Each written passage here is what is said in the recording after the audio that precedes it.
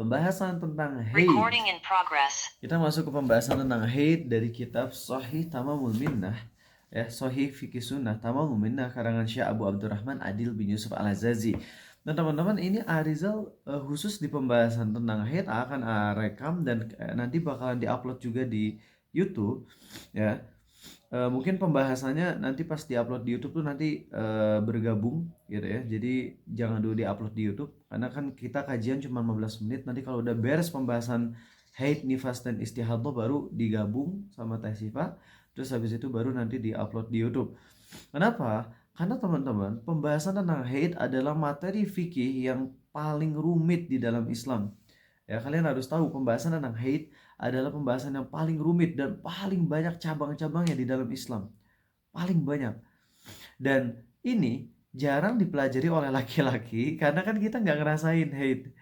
Tapi sering ditanya sebagai orang yang dikenal sebagai ustadz, sering ditanya tentang masalah haid.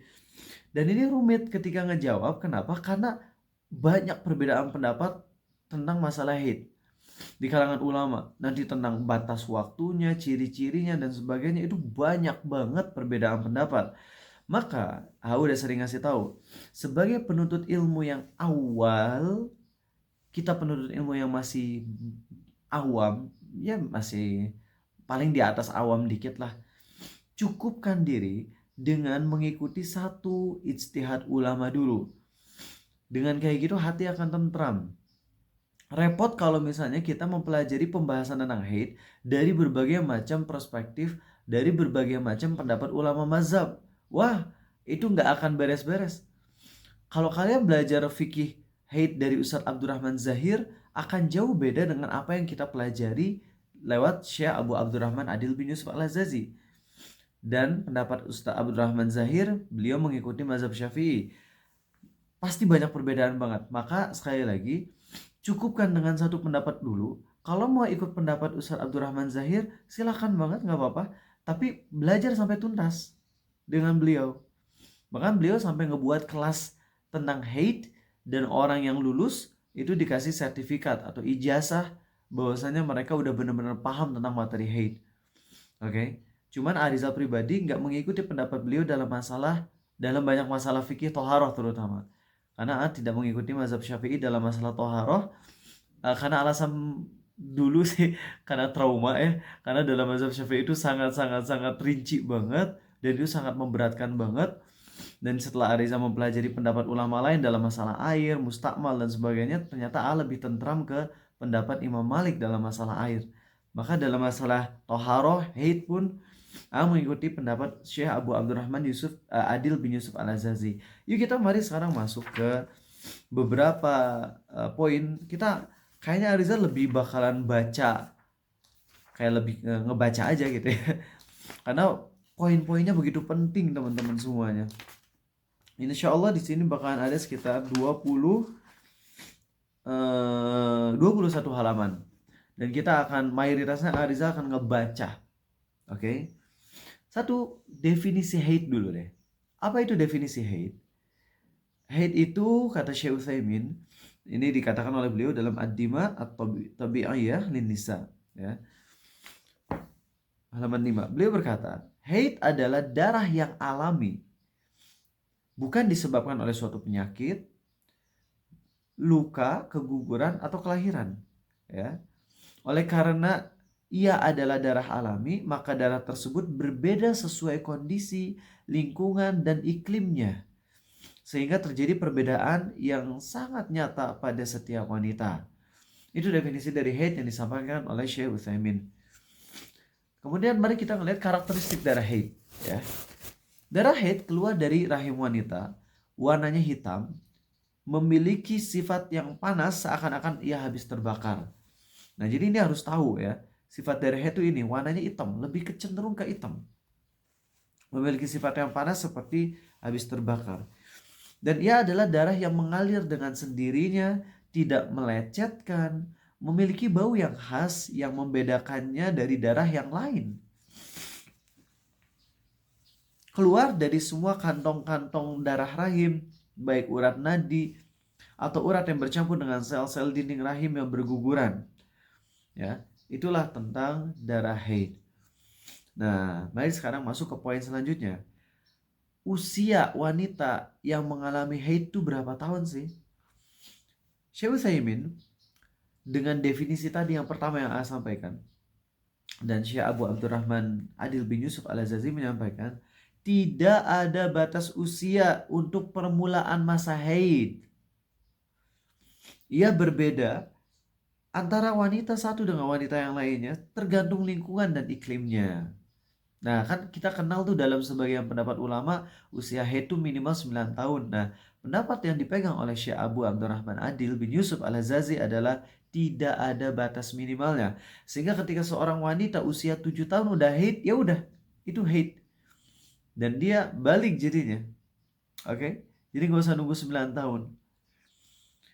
Syekh Utsaimin berkata, yang tadi sebagaimana yang di awal kita bahas, para ulama berbeda pendapat tentang apakah ada batasan tertentu bagi usia haid, di mana seorang wanita tidak mendapatkan haid sebelum atau sesudah usia tersebut.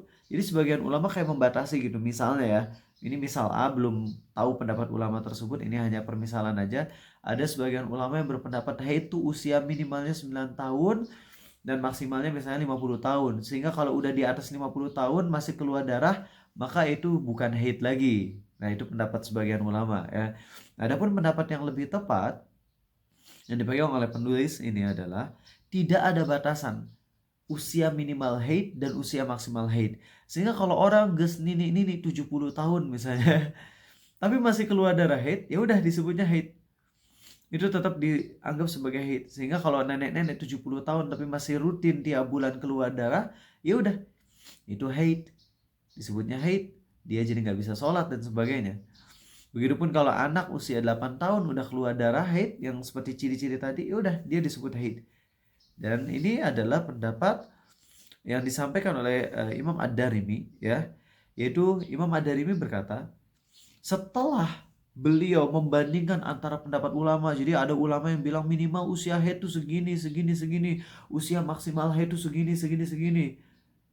Kemudian setelah Imam Ad-Darimi, ini ulama besar ya, salah satu kitab kan Sunan Ad-Darimi ya, salah satu kitab hadis itu ada Ad-Darimi, hadis riwayat Ad-Darimi. Beliau berkata setelah menyebutkan pendapat ulama tentang batas minimal, batas maksimal, Imam Ad-Darimi berkata, menurut saya, ingat ya, menurut saya tuh ini menurut ulama besar, bukan menurut A'arizal loh. Menurut saya, kata beliau, semua pendapat ini keliru. Setelah beliau mengambil perbedaan pendapat ulama, beliau menyatakan menurut saya semua pendapat ini keliru. Ya, sebab yang menjadi acuan haid adalah keluarnya darah dengan sifat-sifat tadi, yaitu hitam, agak panas ya. Jadi seberapapun adanya, dalam kondisi bagaimanapun, pada usia berapapun, maka darah tersebut adalah darah haid. Dan pendapat Ad-Darimi inilah yang menjadi pilihan pendapat Syekhul Islam Ibnu Taimiyah. Jadi kapanpun seorang wanita, walaupun belum sampai 9 tahun usianya, tapi keluar darah dengan ciri-ciri tadi, maka disebutnya haid. Begitupun orang yang udah di atas 50 tahun, bahkan sampai 60, 70 tahun. Kalau keluar darah dari kemaluan sesuai dengan karakteristik yang tadi disebutkan, yaitu apa? Ulang lagi. Karakteristik darah haid adalah berwarna hitam, memiliki sifat yang panas, seakan-akan habis terbakar, kata Syekh Utsaimin, ya. Maka itu tetap disebut haid. Ya, jadi menopause itu ya kalau emang gak keluar darah sama sekali. Adapun kalau udah usia 70 tahun tapi masih keluar darah dengan sifat yang tadi, maka tetap itu disebut sebagai darah haid. Nah, ini poin terakhir, oke. Masa haid. Ibnu Munzir rahimahullah berkata, sebagian ulama berkata, masa haid itu tidak mempunyai batasan berapa hari, dan juga maksimalnya gak ada batasannya. Kalau kalian belajar sama Ustaz Abdurrahman Zahir, hafizahullah, itu kalau nggak salah beliau berkata maksimal 14 hari, minimal 1 hari kalau nggak salah ya, kalau dalam pendapat yang beliau pegang. Tapi lihat, inilah pendapat yang dipegang oleh sebagian ulama, yang dipegang oleh sang penulis buku ini, sekali lagi, Abu Abdurrahman Adil bin Yusuf Al-Azazi. Segolongan ulama berkata masa haid itu tidak ada batasan minimal harinya dan gak ada batasan maksimalnya. Dan Syekh Utsaimin berkata itulah pendapat yang menjadi pilihan Syekhul Islam Ibnu Taimiyah, dan itulah pendapat yang benar. Maksudnya benar menurut pendapat beliau ya. Karena dalam masalah fikih mah kita nggak bisa berkata ini yang sesuai dengan Quran, nggak bisa. Karena pendapat fikih itu pendapat fikih yang furu', ulama beda pendapat, sehingga manapun yang kita pegang selama itu ada pendapat ulamanya, ulama yang lurus, maka udah kita pegang itu. Tapi jangan bilang ini pendapat yang sesuai Quran, yang lain salah, nggak bisa kayak gitu, nggak ya. Inilah pendapat yang dipegang oleh Syekh Utsaimin, Syekhul Islam Ibnu Taimiyah, dan ini lebih sesuai dengan logika ya, yang berlandaskan Quran dan Sunnah. Tapi sekali lagi bukan berarti ini pendapat yang lain pendapatnya pasti salah, enggak ya. Jadi intinya sekali lagi, batas masa haid berapa hari? Nggak ada batasnya. Batas maksimalnya nggak ada batasnya. Oke? Ibnu Taimiyah berkata, di antara sebutan yang dikaitkan oleh Allah dengan berbagai hukum dalam kitab dan sunnah, Quran dan sunnah adalah sebutan haid. Allah tidak menentukan batas minimal dan maksimalnya. Dan tidak juga masa suci antara dua haid. Padahal urusan ini adalah tentang haid ini adalah hal yang merajalela, yang merata di seluruh bumi. Tapi Allah tidak menyebutkan tentang batasan minimal dan maksimalnya. Secara bahasa pun, secara bahasa Arab, tidak membedakan antara satu batasan dengan batasan lainnya. Maka barang siapa yang menentukan suatu dalam hal ini berarti ia telah menyalahi Quran dan Sunnah. Ini ucapan Ibnu Taimiyah. Ya, jadi Allah nggak nyebutin, bahasa kitanya gini. Allah nggak nyebutin berapa hari minimal, berapa hari maksimal. Ya udah, jangan dibatasin, gitu kata beliau. Berdasarkan keterangan di atas, maka pendapat kebanyakan dari para ahli fikih bahwa batas minimal masa haid adalah sehari semalam, batas maksimalnya adalah 15 hari, atau yang semisalnya, maka ini tidak memiliki landasan dalil. Ya, ingat ya, saat kita ngomong ini jangan dengan niat merendahkan ulama fikih loh. Ini kita hanya membenturkan pendapat ulama dengan pendapat ulama lagi.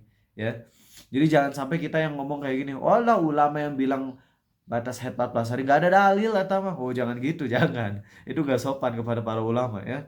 Jadi yang AA sampaikan ini adalah pendapat ulama yang AA pegang ketika mengkritisi pendapat ulama lain. Kita sebagai penuntut ilmu mah kagak punya hak untuk merendahkan pendapat ulama lain tersebut. Paham ya? Jadi berdasarkan keterangan ini, kata Syekh Abu Abdurrahman Adil bin Yusuf Al-Azazi, pendapat mayoritas ulama, ingat ya, mayoritas ulama berpendapat haid itu minimalnya 1 hari, ya. Jadi kalau ada orang yang keluar darah haid tapi cuma beberapa jam, maka nggak disebut haid, gitu. Kata mayoritas ulama, ya. Jadi menurut mayoritas ulama, haid itu batas minimalnya itu 1 hari dan batas maksimalnya 15 hari. Sehingga kalau udah lebih dari 15 hari ternyata masih keluar darah, maka itu bukan haid lagi. Ini pendapat mayoritas ulama. Tapi kalau pendapat yang dipegang oleh sang mu'alif, penulis buku ini, haid itu tidak ada batasan minimalnya dan tidak ada batas maksimalnya. Sehingga seseorang kalau dia haidnya 20 hari, ya udah 20 hari dia libur sholat, gitu. Ya, nggak enak sih, jadi nggak bisa sholat, tapi masih bisa ibadah yang lain tentunya supaya menjaga imannya. Oke, udah jelas ya. Kalau kalian nggak mau bingung, udah aja kalian ikut pendapat yang guru kalian pegang. Arizal guru kalian nih, dan kalian bingung, waduh Ustadz, nanya ke Ustadz ini, Ustadz itu, Ustadz ini, Ustadz itu, beda-beda. Udah, pendapat-pendapat yang dulu tanda kutip dibuang dulu. Biar apa? Biar kalian belajarnya enak. Karena kalau kalian belajar pendapat Syekh Abu Abdurrahman ini, tapi masih memegang pendapat yang dulu, dan kalian berat untuk melepas pendapat tersebut, ya udah, nggak akan tercetak ilmu kalian. Karena pas dapat ilmu baru, berbenturan dengan ilmu yang sebelumnya, akhirnya jadi bingung gimana nih. Ya udah, ikut pendapat ini dulu, ya. Kecuali kalau kalian emang belajar sama Arizal sekedar ingin nambah wawasan, tapi tetap berpegang teguh kepada pendapat yang dipegang dari zaman dulu, ya terserah kalian. Tapi buat kalian yang emang baru belajar, terutama cowok-cowok cowok-cowok rata-rata baru belajar tentang haid. Karena dari dulu ngerasa nggak penting, itu kan urusan cewek ya. Maka di sini Arizal sampaikan, inilah pendapat yang Arizal pegang, ya, yaitu tidak ada batasan minimal dan maksimal dari haid. Ya. Syekh Utsaimin berkata, di antara wanita ada yang tidak haid pada asalnya, dan di antara mereka ada juga yang berhaid dalam beberapa saat saja kemudian suci. Ya, jadi seperti itu. Nah, kemudian paling ini satu poin penting lagi, masa suci antara dua haid.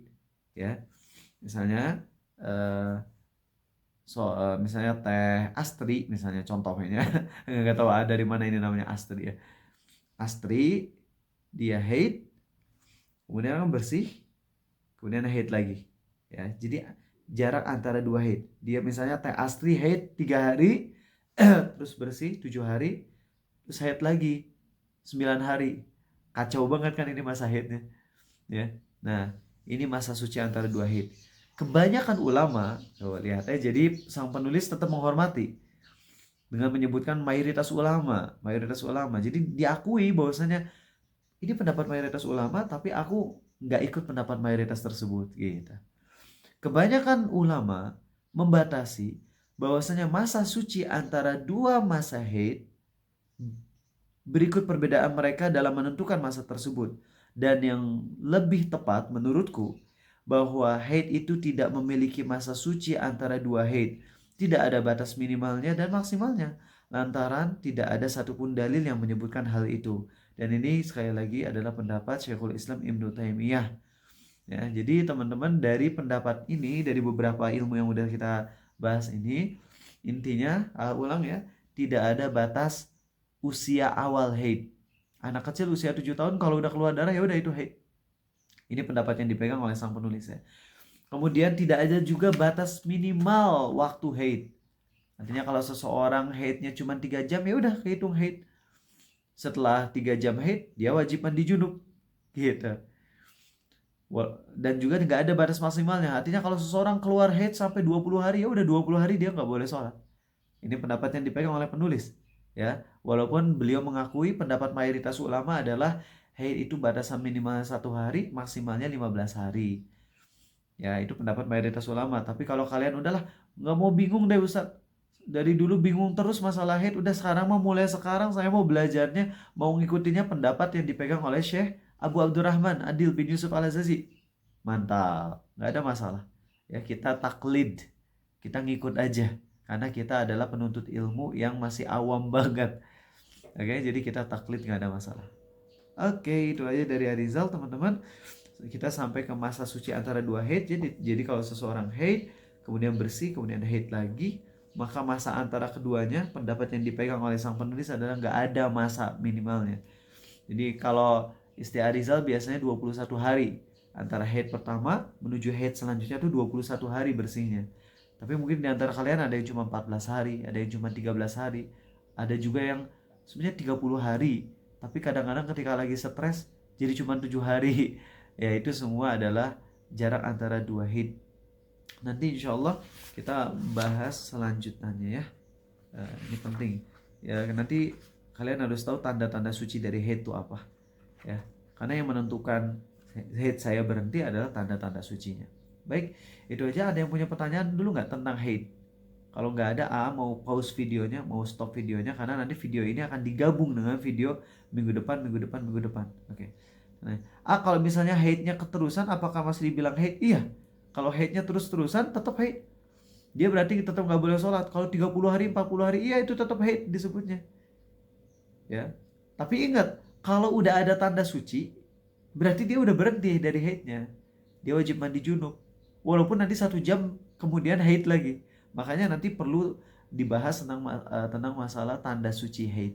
Karena itulah yang menentukan dia beres haid atau enggaknya. Tapi kalau seseorang selama 30 hari misalnya dia haid terus dan tanpa ada tanda suci, maka dia kehitung haid. Jadi membedakan antara haid dan istihadah gimana? Nanti insya Allah kita bahas di pembahasan ini. Ya, insya Allah. Oke, insya Allah nanti kita akan sedikit aja ya, tidak mempunyai kebiasaan haid yang tetap sebelum mulai istihadah, namun dia mampu membedakan antara darah haid dan darah istihadah. Insya Allah nanti kita akan bahas di pertemuan-pertemuan selanjutnya. Oke, udah dulu ya untuk pembahasan tentang haid ya, dan ini yang kedua, pembahasan tentang haid yang episode kedua, tapi nanti di YouTube digabung ini ya. Kita langsung masuk ke materinya teman-teman, karena cuma bisa singkat, mau ngisi tablik akbar cukup jauh ya, daerah Bandung tapi agak jauh. Oke, sini akan ada pembahasan tentang, kan kemarin terakhir kali kita udah pembahasan sampai masa suci antara dua haid, yang mana kebanyakan ahli fikih membatasi masa suci antara dua masa haid ya. Jadi ada batas minimalnya 1 hari, batas maksimalnya tuh 14 atau 15 hari. Namun pendapat yang dipegang oleh Ibnu Taimiyah, dan ini dipegang oleh sang penulis yaitu Syekh Abu Abdurrahman Adil bin Yusuf Al-Azazi, adalah masa suci antara dua haid itu nggak ada batasnya. Oke, nggak ada batasnya. Masa minimal haid, masa maksimal haid juga nggak ada batasnya. Jadi itu tergantung kepada kebiasaan seorang wanita dalam haidnya. Ya, jadi nggak ada masa minimal, nggak ada masa maksimal. Dan perlu ingetin berulang-ulang, ini adalah ijtihad yang dipegang oleh Syekh Abu Abdurrahman Yusuf bin Adil Al-Azazi, Abu Abdurrahman Adil bin Yusuf Al-Azazi. Sehingga kalau bisa kalian belajarnya lewat satu ulama dulu dalam masalah haid. Berhubung masalah haid adalah masalah yang paling pelik di dalam Islam, nggak ada materi fikih yang lebih pelik, lebih rumit daripada materi tentang haid, kata Ustaz Aris Munandar. Maka sebagaimana perkara yang pelik, tentunya kita jangan nambah pelik dengan banyaknya beda pendapat. Ikutin satu pendapat dulu aja ya. Nanti kalau udah master dari satu pendapat, baru kita boleh menelaah pendapat yang lain agar nggak bingung. Soalnya kalau kita dari awal udah belajarnya dari banyak versi, pasti nggak akan nempel ya. Nggak pernah nempel masalah hate, soalnya jarang belajar ya, dan nggak tahu tentang hate, arisannya nggak ngamalin tentang hate. Oke, baik. Di sini sekarang kita akan ngebahas cukup satu pembahasan aja, yaitu hate pada wanita hamil. Wanita yang hamil hate gak, Ben Sam? Enggak ya? Kenapa? Karena hamil ya. Hate itu kan karena sel telurnya nggak jadi dibuahi, makanya dia ngalir gitu darahnya. Adapun kalau dibuahi kan nggak haid ya, harusnya sih gitu. Tapi lihat, kita akan bahas ya. Pada asalnya wanita haid itu tidak, wanita hamil itu tidak haid. Oke, pada asalnya. Dan dalil untuk ini dari Al-Quran dan juga secara fakta ya. Adapun dari Al-Quran, Allah menyebutkan iddah atau masa tunggu ya, masa tunggu wanita yang dicerai. Jadi kalau misalnya naudzubillah, jangan sampai ya, Dafa misalnya nikah sama 4 istri misalnya, terus salah satu istrinya Dafa cerai gitu. Dafa bilang ke istri yang ketiga misalnya, aku ceraikan kamu. Itu nggak langsung otomatis cerai, baru kehitung cerai itu kalau udah 3 kuru, 3 kali suci dari haid ya. Jadi jangan bilang saya ceraikan kamu langsung kemudian si istrinya langsung pergi ke rumahnya, enggak, ke rumah orang tuanya. Ketika Dafa bilang kepada istrinya saya ceraikan kamu, maka statusnya masih suami istri. Masih suami istri. Sampai 3 kali kuru, 3 kali bersih dari haid. Dan pada masa 3 kuru itu, 3 kali bersih dari haid, Dafa punya hak untuk rujuk. Dengan cara apa? Bisa dengan ucapan, aku rujuk padamu, atau bisa dengan perbuatan, yaitu mau main dong gitu. Kalau udah pingin main dong, itu tuh udah rujuk ya. Walaupun istrinya nolak, walaupun mertua kita nolak, tetap hukumnya udah rujuk kembali, otomatis langsung rujuk. Jadi rujuk itu adalah hak suami. Kalau istri nolak, nggak bisa, istri nggak bisa nolak kalau dalam masa rujuk. Tapi kalau udah lewat 3 kali kuru, berarti udah cerainya sah. Maka kalau misalnya Dava pingin nikah lagi sama si wanita ini, kalau wanita ini nolak, dia berhak untuk nolak gitu ya. Adapun kalau masih dalam masa iddah ya, 3 kali kuru, 3 kali bersih dari haid, maka itu haknya ada pada Dava untuk rujuk kembali. Nah, jadi dalil bahwasanya wanita yang haid, wanita yang hamil, ulang ya. Dalil wanita yang hamil tidak haid, pertama adalah dari Al-Quran, di mana Allah menyebutkan iddah wanita yang dicerai adalah 3 kali kuru ya, yakni wanita yang gak hamil iddahnya adalah 3 kali suci. Adapun wanita yang hamil, maka Allah jadikan iddahnya adalah ketika melahirkan. Ketika melahirkan, ya. Kalau misalnya wanita yang hamil itu haid, harusnya iddah wanita yang hamil berapa? Ya 3 kali quru juga. Tapi ternyata Allah sebutkan orang yang hamil dicerai, maka iddahnya adalah ketika sudah melahirkan anaknya, bukan 3 kali quru. Mudah-mudahan kalian paham ya. Nah, jadi seperti itu. Itu dalil dari Al-Quran bahwasanya wanita yang hamil tidak haid. Ulang ya. Kenapa wanita yang hamil tidak haid? Kalau dari Quran adalah karena Allah membedakan antara wanita hamil dan wanita yang tidak hamil. Kalau wanita yang tidak hamil, masa iddahnya berapa kali? 3 quru, 3 kali suci dari haid. Kalau wanita yang hamil, masa iddahnya apa? Saat melahirkan. Jadi kalau na'udzubillah mizam ceraiin istrinya dalam kondisi istrinya hamil, maka baru sah cerainya tuh ketika istrinya udah melahirkan anaknya, gitu. Itu dalilnya dari Quran bahwasanya wanita yang hamil tidaklah haid. Adapun dalil dari sisi logis dan kejadian nyatanya, ya, bisa kita melihat ya. Imam Ahmad berkata kaum wanita dapat mengetahui adanya kehamilan dengan berhentinya haid, ya. Makanya kalau orang yang zina gitu ya, aduh aku telat haid, kan jadi takut gitu, takut hamil gitu. Aduh lucu itu ya. Padahal kalau orang yang udah nikah mah justru telat haid itu menjadi sesuatu yang ditunggu banget. Alhamdulillah hamil gitu. Kalau yang zina kan takut telat haid. Nah, ketika takut haid itu berarti kan ini bukti bahwasanya orang yang hamil tidak haid. Ya. Nah, adapun kalau gini teman-teman, seorang wanita yang di saat hamil dia melihat darah, artinya pas lagi hamil kok keluar darah dari kemaluan, maka ini ada 2 kondisi. Pertama adalah kalau dia melihat darah tersebut keluar 1 atau 2 hari sebelum melahirkan, disertai rasa sakit kontraksi, maka ini masuknya darah nifas. Ini pendapat yang A pegang. Sedikit aja ngasih tambahan buat kalian. Kalau ini berat ya maaf ya, ini dikasih catatan tambahan aja. Kalau dalam mazhab Syafi'i, darah nifas tuh baru terjadi kalau udah ngelahirin. Artinya, kalau istidafa udah pembukaan 8, pembukaan 9 pas ngelahirin, itu kalau pembukaan 8, 9 tuh udah kayak sakaratul maut itu sakitnya. Itu tetap wajib sholat. Jadi kalau dalam mazhab Syafi'i itu kita sang wanita tetap wajib sholat walaupun udah pembukaan 8, pembukaan 9. Itu tetap wajib sholat. Adapun pendapat yang lebih Rizal kuatkan adalah pendapat yang dipegang oleh Syekh Abu Abdurrahman, yakni H-1 atau H-2 sebelum melahirkan itu wanita biasanya ngeluarin darah disertai rasa sakit, maka darah tersebut termasuk darah nifas. Jadi darah nifas tuh bukan pas brojol lahir aja, tapi beberapa saat sebelum melahirkan, bahkan bisa 1 atau 2 hari sebelum melahirkan, ketika keluar darah itu udah darah nifas. Jadi udah nggak wajib sholat, ya.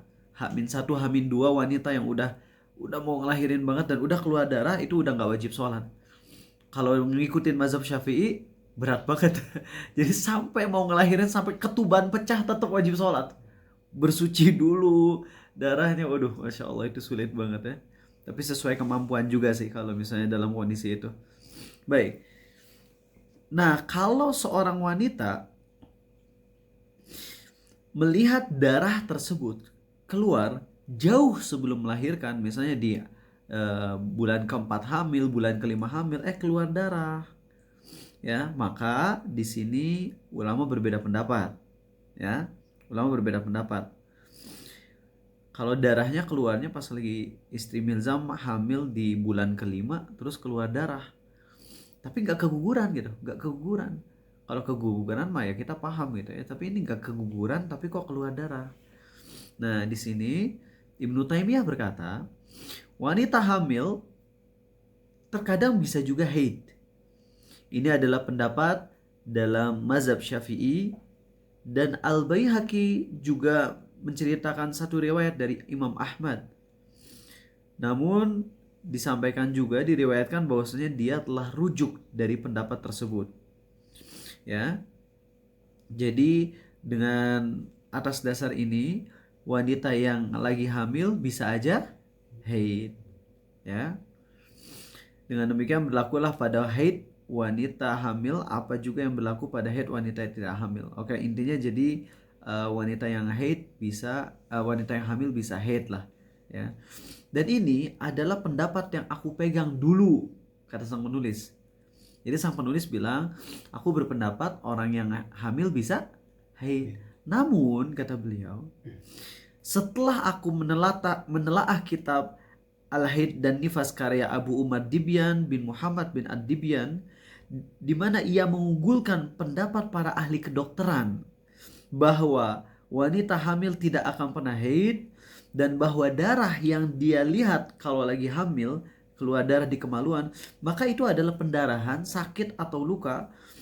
Maka setelah aku menelaah pendapat ini, aku lebih cenderung ke pendapat mazhab Hanafi, Hambali, dan Qaul Qadim, pendapat lama dari mazhab Syafi'i, dari Imam Syafi'i, yakni wanita yang hamil tidak akan bisa haid. Jadi darah yang keluar saat dia hamil terus keluar darah itu bukan haid tapi apa? Darah pendarahan aja. Tapi bukan keguguran. Pendarahan tapi nggak sampai keguguran. Otomatis tetap wajib sholat, ya. Kalau yang ikut pendapat orang yang hamil bisa haid itu jadi nggak bisa sholat dalam haid itu. Tapi kalau ikut pendapat bahwasanya wanita yang hamil tidak mungkin bisa haid, maka keluarnya darah itu pendarahan, harus dibersihkan karena itu najis. Habis itu pakai pampers atau pakai apa namanya, pembalut. Habis itu sholat, ya, karena itu bukan haid. Inilah pendapat yang dipegang oleh Syekh di pendapat yang terbarunya. Oke. Nah, ini ada 2 poin. Diharamkan mentalak wanita dalam kondisi haid, ya. Diharamkan mentalak atau menceraikan wanita ketika dia dalam kondisi haid, ya, nggak boleh. Adapun kalau mentalak wanita yang lagi hamil, lalu di dalam hamilnya dia haid, misalnya dia lagi ngikut pendapat Imam Syafi'i yang terbaru, ya. Kalau pendapat Imam Syafi'i yang terbaru, wanita yang hamil bisa haid. Nah, kalau misalnya seseorang menceraikan istrinya dalam kondisi haid, itu kan nggak boleh. Itu diharamkan. Itu namanya cerai bid'ah, itu namanya. Talak bid'ai. Jadi kalau istrinya lagi haid terus diceraikan, itu nggak boleh, diharamkan. Tapi kalau si istri ini haid ketika lagi hamil, maka itu masa iddahnya adalah ketika sang wanita ini melahirkan, ya. Wanita haid yang hamil iddahnya tidak berakhir dengan hitungan haidnya, ya, berbeda dengan wanita haid yang tidak hamil, karena iddah wanita hamil tidaklah berakhir kecuali dengan melahirkan meskipun pernah haid ketika hamil, ya, seperti itu, ya. Jadi intinya poinnya adalah ketika seseorang kalau ngikutin pendapat wanita hamil itu bisa haid, maka ketika diceraikan dalam kondisi hamil itu tetap aja nanti iddahnya adalah ketika melahirkan. Adapun kalau lagi tidak hamil kemudian diceraikan pas lagi haid, itu nggak boleh. Sah atau enggak itu nanti ada pembahasan lainnya, ya. Tapi yang jelas diharamkan menceraikan istrinya ketika sang istri lagi dalam kondisi haid. Oke, itu dulu deh, ya. Ada pertanyaan satu aja dulu, ya. Terus nanti kalau bisa pertanyaan yang muncul ini di screenshot buat nanti kita bahas di pertemuan selanjutnya, karena udah harus siap-siap ke kayak ini acara. Oke. Misalnya kebiasaan haidnya 5 hari, apakah di hari keempat dan 5-nya harus ngecek setiap waktu sholat? Oke, itu nanti pas lagi pembahasan ini tanda-tanda suci haid itu minggu depan, ya. Mohon maaf banget, ya. Harusnya sih emang secepatnya sih, tapi mau gimana lagi, Ariza kan ini baru pertama kali belajar tentang haid, jadi harus pelan-pelan supaya nggak salah dalam menyampaikannya, ya. Jadi Teteh untuk sementara karena belum bisa dapat jawaban dari Ariza, belajar dulu aja sama ustadz lain, referensi lain, ikuti dulu aja sementara itu sampai dapat ilmu dari yang Ariza sampaikan, ya. Untuk sementara gitu aja, oke. Gak ada yang mau nanya lagi, ya. Oke, baik, kalau gitu izin pamit, ya. Tadi ini ada, coba lihat dulu.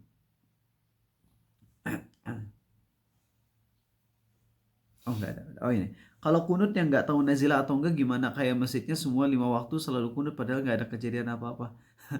Oh, itu gimana? Kita nggak apa-apa kalau nggak angkat tangan juga kok ya. Jadi jangan maksain ketika kita bingung ini. Lagian kalau lagi imam kunut kita tetap diem, nggak angkat tangan, tetap sah kok sholatnya. Ya. Begitupun kalau misalnya kita ngikut pendapat sholat subuh tuh kunut, tapi imamnya nggak kunut, maka kadar minimal kunut itu adalah dengan kita memuji Allah dan mendoakan ampunan untuk kaum muslimin atau untuk diri kita misalnya. Jadi kunut paling minimal tuh gimana? Rabbana lakal hamdu Allahumma gfirli walil muslimin wal muslimat. Udah, itu kunut paling singkat buat kalian yang ngikutin pendapat kunut. Tapi Ariza sendiri tidak mengikuti pendapat kunut di sholat subuh, enggak ya. Itu dulu teman-teman ya, sampai ketemu lagi. Subhanakallahumma wa bihamdi asyhadu an la ilaha illa anta astaghfiruka wa atubu ilaik. Oh, ini kalau baca doa setelah tasyahud akhir itu dibacanya di mulut ya, jangan di hati. Kecuali kalau kita nggak bisa bahasa Arab, maka doanya di hati. Kalau bahasa Arab diucapin di mulut. Assalamualaikum.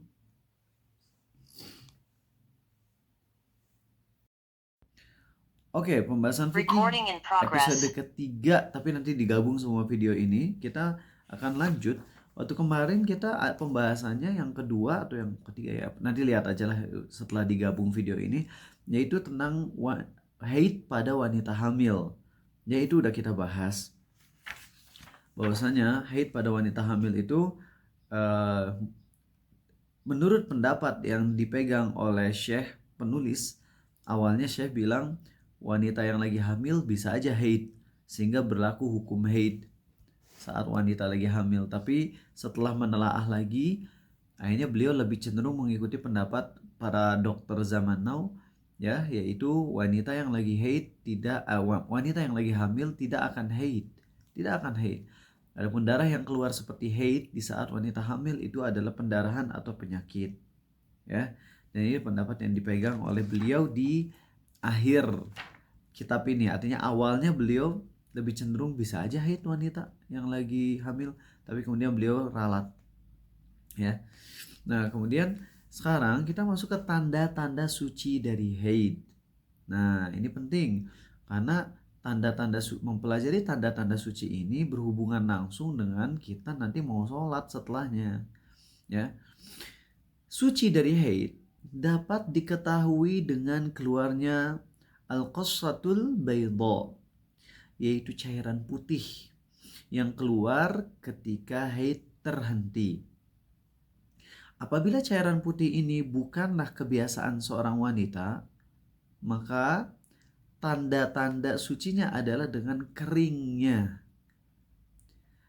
dengan meletakkan segumpal kapas di dalam kemaluannya. Maka kalian yang cowok ini nanti kalau udah nikah, persediaan kapas itu termasuk persediaan yang primer ya, yang kalian harus menyediakannya untuk istri karena itu berkaitan dengan ibadah wajib istri.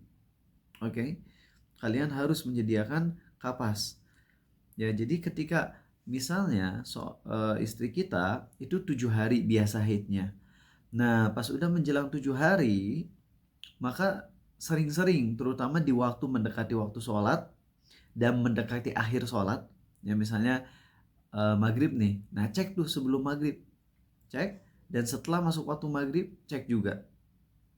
Oke. Nah, jadi ceknya 2 kali ya, sebelum dan sesudah waktu, sebelum berakhir dan pas udah masuk waktu sholatnya itu dicek kemaluannya pakai kapas. Nah, biasanya itu cairan putih itu bening maksudnya ya, cairan bening. Jadi pas diginiin tuh kapasnya tetap nggak ada perubahan warna, kapas putih digituin keluar tetap putih lagi, basah. Nah, itu bening, itu tanda-tanda suci dari haid. Atau sebagian orang nggak ngeluarin cairan tersebut,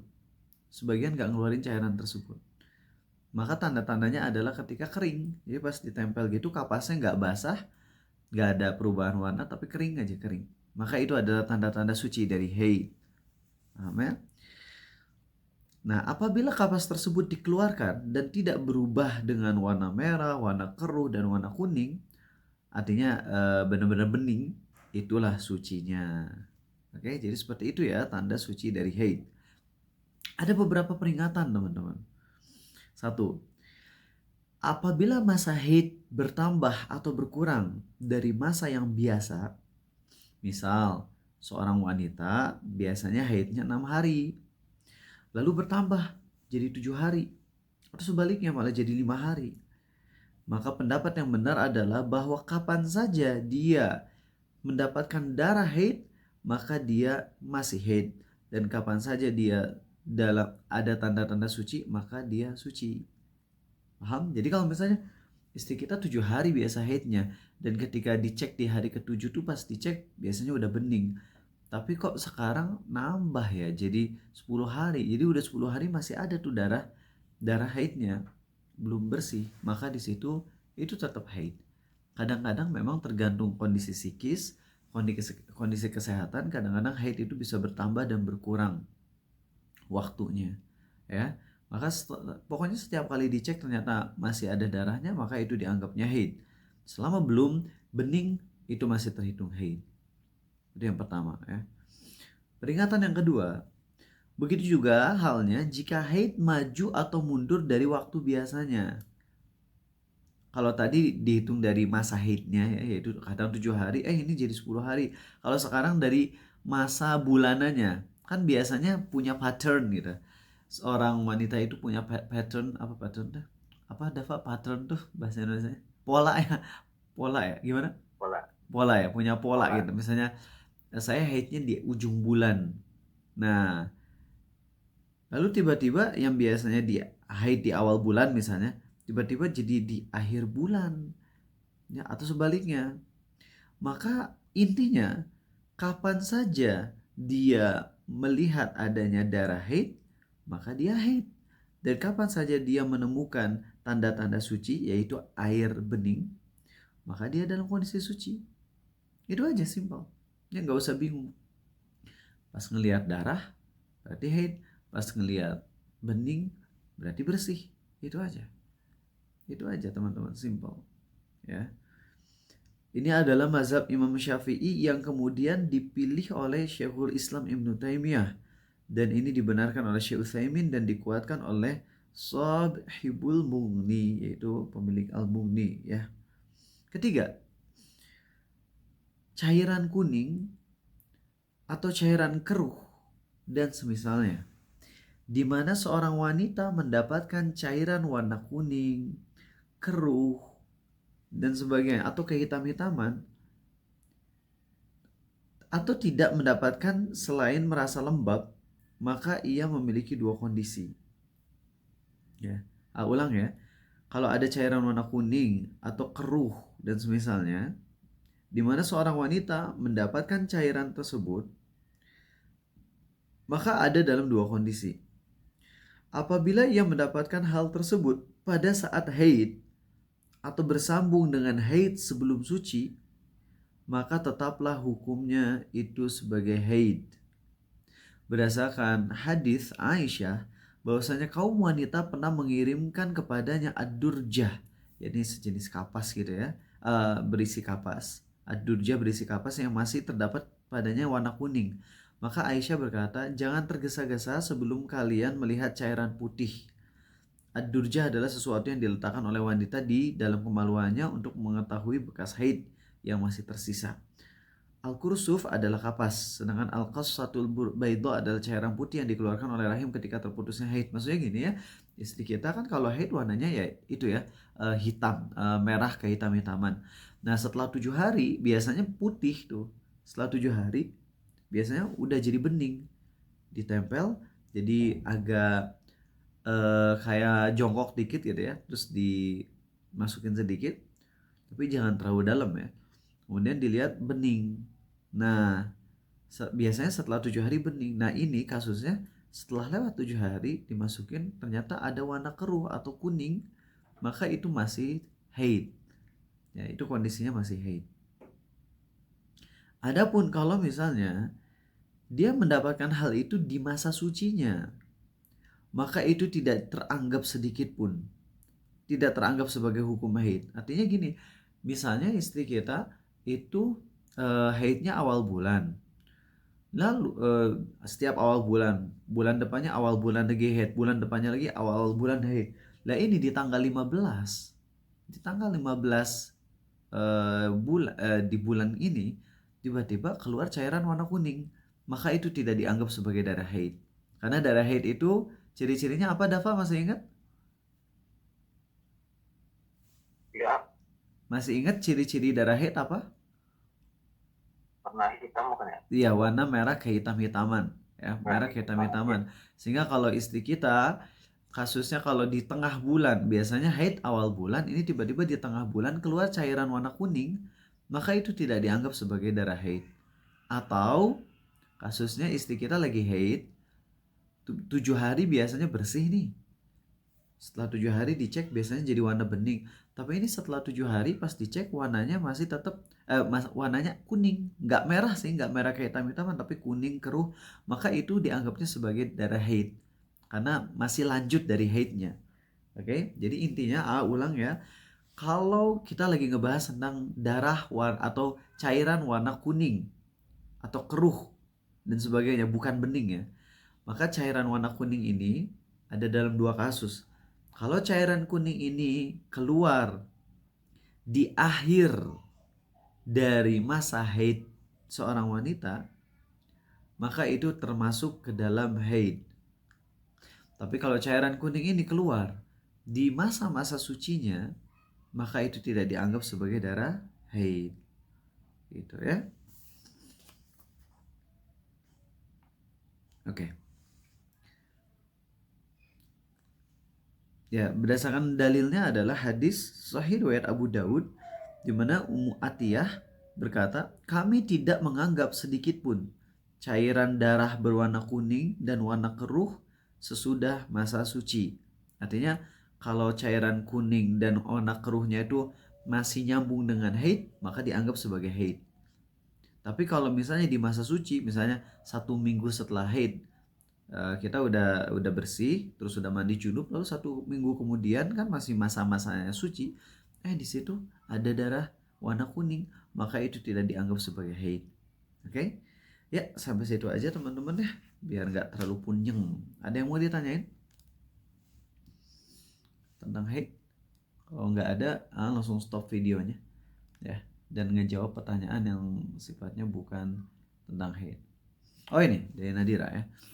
Kalau kedapatan suci di tempat umum seperti di kantor dan tidak ada shower, adanya toilet kering, apakah boleh ditunda mandinya sampai di rumah atau harus segera mandi wajib? Baik, kalau misalnya seorang wanita itu lagi dalam kondisi di luar dan dia nggak mungkin untuk mandi, ya, yang jelas nggak boleh mandi di publik, di tempat yang terbuka, nggak boleh, itu mah nggak boleh. Yang harus dia lakukan adalah dia cari masjid, lalu dia mandi junub dengan singkat aja. Kan mandi junub tuh nggak repot, nggak usah pakai sabun, nggak usah pakai sampo ya. Bisa dengan mandi junub yang singkat tuh 5 menit beres dah. 5 menit beres. Yang paling lama mungkin di bagian kepala karena kalau orang yang rambutnya tebel. Jadi dia harus mandi gitu ya.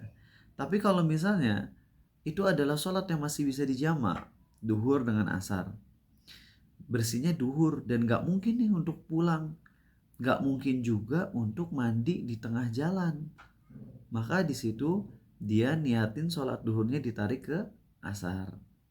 Oke, ditarik ke asar. Nah, kalau seandainya dia bersih di waktu duhur tapi baru bisa nyampe rumahnya tuh waktu maghrib isya, berarti kan itu jadinya malah nggak sholat, bahaya, dosa. Maka dia harus berusaha sebisa mungkin untuk cari masjid, kemudian dia mandi junub di masjid tersebut ya. Tapi kalau benar-benar nggak mungkin, misalnya lagi perjalanan di kereta yang mana kereta airnya kadang-kadang minim loh, kadang-kadang air minim, maka di situ dia tayamum ya, tayamum untuk mensucikan diri dari haidnya, lalu dia sholat, gitu aja. Oke. Kalau cairan kuning di luar haid apakah najis dan harus dibersihkan sebelum sholat? Wallahu alam, belum melihatnya, belum melihat pembahasannya, tapi amannya mendingan dibersihin dulu aja. Oke. Adapun kalau cairan keputihan itu pendapat yang pegang suci ya kalau keputihan. Adapun cairan kuning yang di luar masa haid, kalau cairan kuning yang keluarnya masih di masa haid, jelas itu najis. Karena itu masuknya ke haid. Tapi kalau cairan kuning yang di masa-masa suci, ya misalnya 2 minggu setelah haid, kok ada cairan kuning sih? maka itu belum tahu hukumnya, amannya adalah dibersihkan. Ya, jadi makanya amannya sih di celana dalam tuh disimpan kayak semacam anduk kecil gitu. Supaya kalau misalnya keluar cairan-cairan selain haid, maka itu nggak repot kita untuk nyuci celana dalam, atau kalau sampai tembus sampai rok harus dicuci roknya juga. Jadi kalau pakai anduk kecil gitu, dia cukup mencuci anduk kecilnya, dijemur beres. Oke, itu aja teman-teman. Makasih, hanya udah capek belum mau tidur lagi, ini kecapean banget dari kemarin. Subhanakallahumma wa bihamdik, asyhadu an la ilaha illa anta astaghfiruka. Ya, ini pembahasan tentang hate lagi, keempat ya, episode keempat, tapi nanti insya Allah akan digabung. Kalau nggak salah, kemarin kita udah masuk ke poin yang tentang hukum cairan warna kuning dan keruh, kalau nggak salah ya. Karena ini udah 2 mingguan kita off, karena Arizanya keluar kota. Sekarang kita akan bahas insya Allah poin selanjutnya, yaitu Bismillahirrahmanirrahim ala Rasulillah. Darah haid keluar secara terputus-putus, di mana seorang wanita mendapatkan sehari keluar darah dan sehari lagi bersih, dan semisalnya. Jadi sehari bersih, sehari haid, sehari bersih, sehari haid. Maka dalam kondisi ini ada 2 kasus. Kasus pertama, jika kondisi ini selalu terjadi pada seorang wanita di setiap waktu, maka darah itu adalah darah istihadhah, dan akan datang penjelasan tentang istihadhah. Jadi sehari haid, sehari enggak, sehari haid, sehari enggak, sehari enggak, dan itu udah terus-terusan sepanjang tahun gitu terus, maka itu dianggapnya sebagai istihadhah. Oke, dianggap sebagai istihadhah. Nanti ada pembahasan khusus tentang istihadhah. Kasus kedua, kondisinya nggak selalu kayak gitu, ya. Kadang dia datang dan dia mempunyai saat suci yang tepat, ya. Kadang-kala saja datang dan dia mempunyai saat suci yang tepat. Jadi datangnya kadang-kadang gitu, yang tadi kondisi haid enggak, haid enggak, dan dia kadang-kadang dia memiliki masa haid yang tepat. Tuh maksudnya gini, kalau kalian udah punya istri, biasanya ada aplikasi untuk ngecek masalah haid, dan itu nantinya jadi bisa dilihat polanya. Biasanya misalnya istri Arizal tuh setiap 27 hari sekali, ya. Jadi yang pertama tanggal 30 September, nanti haid laginya misalnya tanggal 27 Oktober, nanti haid laginya tanggal 24 November. Pokoknya setiap bulan baru dikurangi 3, kurangi 3, kurangi 3, kayak gitu. Ya, jadi dia punya masa haid yang tepat. Maka ulama beda pendapat nih kalau kasusnya kayak gitu, tentang orang yang haid, keluar darah bersih, keluar darah bersih, keluar darah bersih, kayak gitu. Apakah itu dianggapnya haid atau istihadhah atau gimana? Nah, sekali lagi ya, kalau kondisinya setiap waktu kejadian terus, maka itu istihadhah, jelas. Tapi kalau seorang wanita ini punya waktu suci yang sudah terpola dengan tepat, lalu kemudian kejadian kayak tadi, yakni haid enggak, haid enggak, haid enggak, maka dalam kasus ini ulama beda pendapat. Apakah hal ini merupakan masa suci atau termasuk hukum haid? Pendapat paling pertengahan dalam hal ini adalah pendapat Sahibul Mughni, yaitu rinciannya gini ya. Jika berhentinya darah kurang dari 1 hari, maka yang benar masa itu masih dihitung sebagai masa haid, tidak dianggap suci, ya. Jika berhentinya darah kurang dari 1 hari, maka yang benar masa ini masih terhitung masa haid, tidak dianggap suci. Adapun jika ia mendapatkan bukti bahwa ia suci, misalnya ia mendapatkan cairan putih, maka yang benar masa ini telah dianggap suci, baik cairan tersebut sedikit ataupun banyak. Begitu ya teman-teman. Sekarang poin selanjutnya yang kelima, apabila seorang wanita telah sampai pada usia menopause dan darah haidnya telah terputus, lalu kemudian darah itu kembali, ya. Apakah darah tersebut dianggap sebagai haid atau enggak? Dan pendapat yang dikuatkan oleh Syekh penulis adalah kapan saja ada darah warna yang gelap, yaitu darah haid, maka itu darah haid. Adapun jika warnanya kuning dan keruh, maka tidak dianggap sedikit pun. Dan apabila ia mendapatkan hanya setetes darah tanpa bersambung, maka ia tidak teranggap sedikit pun. Jadi gitu ya, kalau misalnya wanita ngakunya udah menopause gitu, emang udah jarang banget haid, usianya udah 55 lah, udah nggak haid lagi, tapi suatu saat keluar tuh darah cukup banyak, seperti darah haid yang dulu, ya udah itu keanggapnya haid. Dia sebenarnya belum menopause banget gitu, masih ada sisanya, cuman lama banget. Ya udah, pada saat ada darah itu dianggapnya haid aja. Oke? Itu dianggapnya haid saja.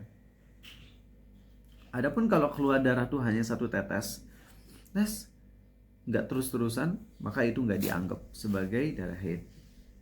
Terakhir, begitu juga seorang wanita yang mendapatkan bercak darah yang tidak bersambung pada masa sucinya, maka ia tidak perlu menghiraukannya dan tidak menganggapnya sedikit pun, karena terkadang hal itu disebabkan karena memikul sesuatu yang berat atau sakit.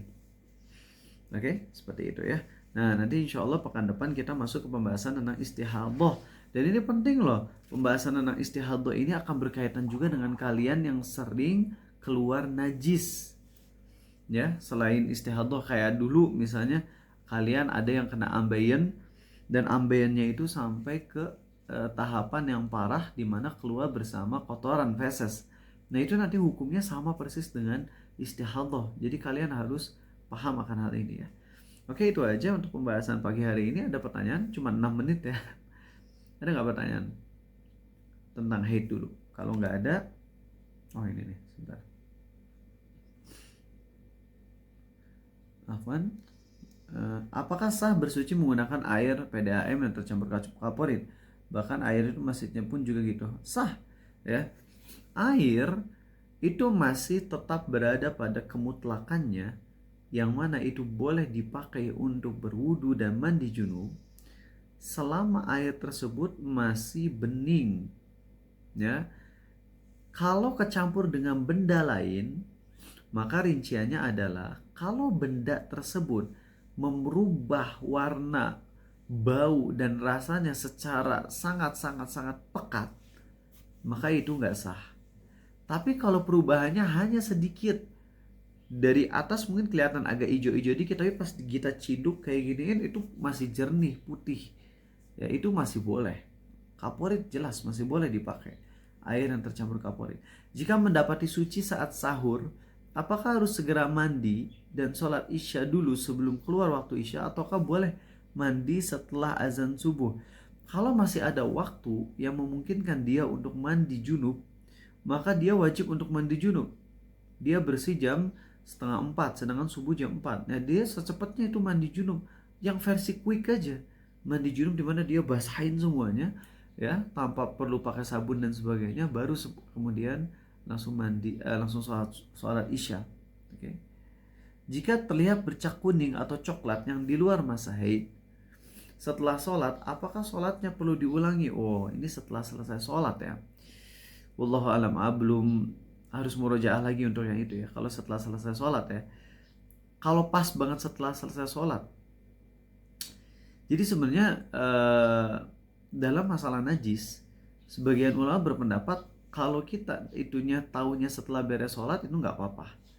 Artinya nggak usah diulang, karena bisa jadi keluarnya setelah sholat dan kita nggak kerasa pas lagi sholat keluarnya. Beres sholat baru ada tuh.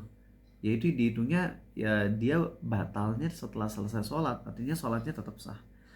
Apakah cairan putih tanda suci itu apakah berwarna putih atau bening atau bisa keduanya? Bening ya, bening. Adapun kalau putih itu paling keputihan, oke? Dan keputihan itu suci, ya. Jadi yang dimaksud putih di sini bening maksudnya ya, bukan putih. Kalau putih itu keputihan dan bersih, suci menurut pendapat yang lebih dikuatkan ulama. Oke, itu aja teman-teman, makasih ya. Cukup 10 menit kajian ini, tapi nggak apa-apa.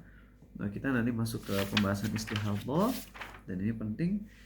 Nanti ada apa yang mesti dilakukan oleh wanita yang istihadah berkenaan dengan sholatnya, ya. Terus nanti kalau nifas, kalau ngelahirin, ya, itu penting.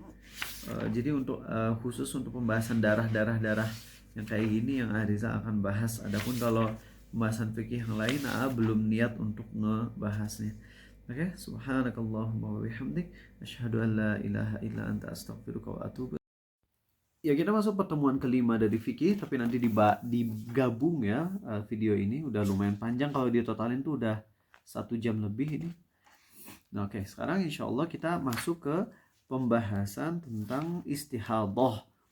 Ya, karena tentang haidnya udah beres, sekarang kita masuk ke istihadah nanti. Jadi video ini akan digabung sampai nifas sepertinya ya.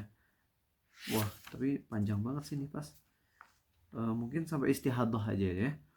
Untuk nifas itu tentang lahiran mungkin nanti di video tersendiri, tapi untuk ini nanti pembahasannya sampai istihadah aja. Kenapa?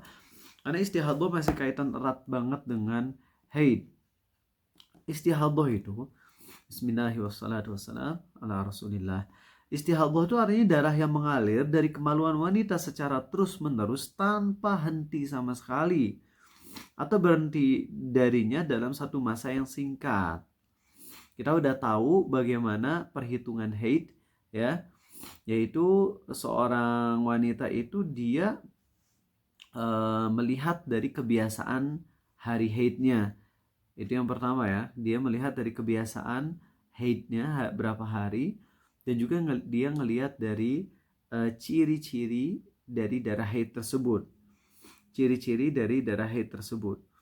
Nah, dalam kondisi mustahadah, yakni wanita yang istihadah ya, ini ada 3 kondisi. Oke, catat baik-baik, nanti istri kalian masuk ke kriteria yang mana nih?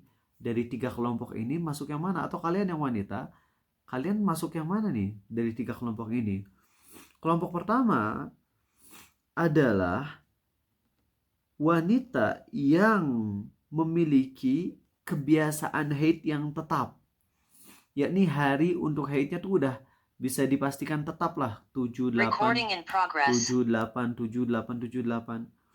Ya, ini adalah kondisi wanita grup pertama, yakni yang dia bisa dia bisa menentukan berapa hari haidnya. Kedua, dia nggak punya kebiasaan haid yang tetap. Dari sebelum mengalami istihadah itu dia nggak punya kebiasaan yang tetap. Jadi emang random banget gitu. 14 hari, 10 hari, 7 hari, 5 hari, 3 hari, 7 hari, 10 hari. Kacau gitu bilangannya. Ini kelompok yang pertama. Ya. Namun, walaupun dia nggak punya kebiasaan yang tetap dalam haidnya, namun dia bisa ngebedain antara darah haid dan darah istihadah. Ya. Oke lah, misalnya seorang wanita dia haidnya kadang 3 hari, kadang 7 hari, kadang 10 hari, kadang 14 hari gitu. Nggak nentu. Tapi dia bisa ngebedain antara, dia beda gitu, kelihatan ini darah haid, ini darah istihadah. Itu kelompok yang kedua. Ya. Kemudian kelompok ketiga, udah mah dia nggak ada kebiasaan haidnya. Maksudnya hari haidnya tuh dia nggak bisa menentukan berapa. Ya, berapa haid, dan dia juga nggak bisa membedakan antara darah haid dan darah istihadah ya. Jadi dia bingung, udah harinya bingung berapa, kemudian ciri-ciri darah istihadah dan ciri-ciri darah haid itu bedanya di mana, perasaan sama-sama aja deh. Nah, jadi dari 3 kelompok itu memiliki jawaban masing-masing. Jadi sekarang dari 3 kelompok tadi kalian tentukan, aku masuknya yang mana nih ya? Oh, aku mah jumlah hari haidnya udah tetap ya. Kalau yang kedua, aku mah udah jumlah harinya nggak tetap sih, tapi aku bisa kok bedain antara darah haid dan darah istihadah. Untuk yang ketiga, dua-duanya nggak tahu, dia nggak ngerti ya. Oke, jadi untuk kondisi pertama yaitu wanita yang sudah memiliki kebiasaan haid yang tetap ya, sebelum dia mengalami istihadah, jadi dia udah tetap nih, misalnya istri kalian 10 hari haidnya, dan itu rutin. Kalaupun beda paling cuma 10,5 hari, 11 hari, 10 hari lagi, 11 hari lagi. Ya nggak beda jauh gitu. Nah, untuk kasus yang pertama, wanita tersebut menghitung waktu haidnya yang sudah tetap. dengan berpedoman pada waktu itu adalah masa haidnya. Sedang sisanya itu dihitung sebagai istihadhah gitu. Jadi kalau udah biasa 10 hari itu berjalan udah lama banget, maka darah yang keluar setelah lewat dari 10 atau 11 hari itu, maka itu dianggap sebagai istihadhah ya. Misalnya nih seorang wanita biasanya haid selama 6 hari pada setiap awal bulan, tiba-tiba mengalami istihadhah dan darahnya keluar terus menerus. Maka masa haidnya dihitung 6 hari pada setiap awal bulan, sedangkan selainnya merupakan istihadhah. Dan seperti itulah setiap bulannya. Seperti itulah setiap bulannya, teman-teman. Oke? Dalilnya adalah hadis riwayat Bukhari nomor 228. Ya, di mana Fatimah binti Abi Hubaisy radhiyallahu anha berkata, "Wahai Rasulullah, sesungguhnya aku terus-menerus mengeluarkan darah setelah masa haid, sehingga aku tidak bisa suci. Apakah aku boleh meninggalkan sholat?" Nabi SAW bersabda, "Tidak. Sesungguhnya itu adalah iraq, yakni urat nadi yang memanas. Namun tinggalkanlah sholat sebanyak hari yang biasanya kamu haid sebelum itu, kemudian mandilah dan lakukanlah sholat." Itu dalilnya ya untuk kasus yang pertama. Kasus yang kedua, kasus yang kedua tuh apa? Orang yang dia tidak mempunyai kebiasaan haid yang tetap. Jadi emang hari haidnya tuh udah nggak tetap gitu loh. Kadang 7, kadang 10, kadang 14, kadang 15, kadang 12, kadang 1, kadang 3 gitu. Dan tapi dia bisa ngebedain darah haid dan darah istihadhah. Ya, kelihatan gitu. Darah haid mah biasanya gini, ini darahnya kelihatan beda nih. Ini mah istihadhah misalnya. Ya. Maka untuk kasus yang kedua, wanita yang tidak memiliki kebiasaan haid yang tetap harinya, di mana istihadhah tersebut terus-menerus terjadi padanya mulai dari saat pertama kali ia mendapatkan darah.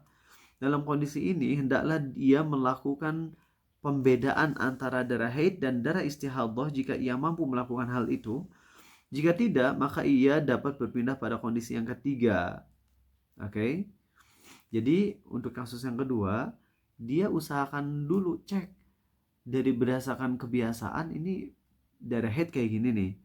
Kalau misalnya beda dari yang kayak gini, maka itu namanya darah istihadhah. Namun kalau dia bingung, aduh nggak bisa saya ngebedain antara hal ini nih, ya udah berarti dia termasuk kelompok yang ketiga. Yaitu apa? Dia nggak punya kebiasaan haid yang tetap, dia juga nggak bisa ngebedain antara darah haid dan darah istihadhah. Ya, maka ketahuilah ya, bahwasanya darah haid itu berwarna hitam kental, memiliki bau yang khas yang membedakannya dengan darah lainnya. Serta tidak asing lagi bagi orang-orang yang biasa haid. Ya, karena kan tiap bulan dia haid, jadi tahu lah. Adapun selainnya adalah istihadhah. Jadi gitu, kita nggak perlu mikirin darah istihadhah, ciri-cirinya gimana, nggak usah. Yang perlu kita ketahui ciri-ciri darah haid, udah itu aja. Ya, kalian nggak perlu tahu, misalnya di satu kelas itu, ya ada orang mayoritasnya itu misalnya orang Indonesia, kemudian ada satu orang Vietnam. Ya kalian nggak usah ngapalin semua orang Indonesianya, kalian apalin satu orang Vietnam tersebut aja, pasti sisanya Indonesia gitu aja, paham ya? Nah untuk darah haid, anggap aja ada ribuan jenis darah, kita cukup perlu mengetahui darah haid aja, sisanya itu darah istihadhah gitu aja ya. Jadi seperti itu ya, darah haid pasti dikenal sama kalian. Adapun selainnya adalah darah istihadhah. Berdasarkan hadis Fatimah bin Abi Hubaisy bahwasanya Rasulullah SAW bersabda kepada beliau, jika itu adalah darah haid, sesungguhnya darah haid itu adalah darah berwarna hitam yang diketahui, udah banyak yang tahu. Jika demikian maka tinggalkanlah sholat. Tetapi jika selainnya, yakni selain darah yang jenis tadi, ya, maka berwudulah dan lakukanlah sholat, karena itu adalah urat nadi yang memanas. Oke. Pada kondisi yang ketiga, di sini ulangin lagi ya. Untuk kondisi yang ketiga yaitu wanita yang tidak memiliki kebiasaan darah haid yang tetap, serta tidak memiliki kemampuan dalam membedakan haid, ya, dalam membedakan darah maksudnya. Maka dalam kondisi ini hendaklah ia mengambil kebiasaan kaum wanita pada umumnya, ya, pada umumnya. Jadi ulang ya, untuk kasus yang ketiga, yaitu yang wanita yang nggak punya kebiasaan darah haid, dia ngaco lah durasinya, dan dia juga nggak bisa ngebedain mana yang darah haid, mana darah yang istihadhah, karena dia awam. Maka dalam hal ini hendaklah dia melihat kebiasaan wanita pada umumnya. Nah, masyarakat tanya deh teman-temannya, biasanya haid berapa hari? 6, 7, 8, 6, 7, 8, 6, 7, 8. Oh, 7 deh. Aku ambil 7 aja deh, 7 hari. Ya. Dan setelahnya, yakni di luar dari 7 hari itu, maka itu dianggap sebagai istihadhah. Seperti itu, teman-teman ya. Dan ini hadis dari Hamnah bin Jahsy radhiyallahu anha. Dia berkata, "Wahai Rasulullah, sesungguhnya aku sedang mengalami istihadhah yang deras sekali. Lalu bagaimana pendapatmu tentangnya?" Beliau bersabda, "Aku tunjukkan kepadamu kapas karena ia dapat menyerap darah." Maksudnya ini nih ada kapas nih. Ya, kemudian Hamnah berkata, "Darahnya lebih banyak dari itu, jadi kapas nggak cukup." Kemudian beliau bersabda, "Gunakanlah kain." Hingga pada sabda ini ia hanyalah salah satu bentar. Nah,